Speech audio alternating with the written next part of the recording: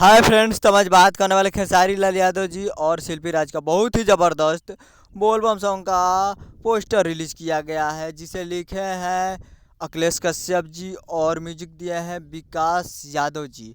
तो ये full video song का पोस्टर रिलीज किया गया है और वीडियो इस पोस्टर का नाम है नारी गाड़ी और मशीन वरदान चाही तीनों, जो कि आपको स्क्रीन के ऊपर दिखाई दे रहा है। नारी गाड़ी और मशीन वरदान चाही तीनों, जिसे गाए हैं खेसारी लाल यादव जी और शिल्पी राज, लिखे अखिलेश कश्यप जी। और ये आने वाला है full video song Annapurna films पे, जो कि कमिंग सून है और बहुत ही ज़बरदस्त होगा, क्योंकि टाइटल इतना लंबा रखा गया है, नारी गाड़ी और मशीन वरदान चाही तीनों।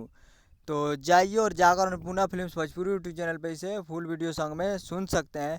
लेकिन अभी कमिंग सून है और बहुत ही जल्द ये आने वाला है, और ये भक्ति के फील दो फुल वीडियो सॉन्ग अभी रिलीज़ किया गया है। तो जाइए और इसे प्यार दीजिए। मिलते हैं अगले वीडियो में, तब तक के लिए जय हिंद, जय भोजपुरी।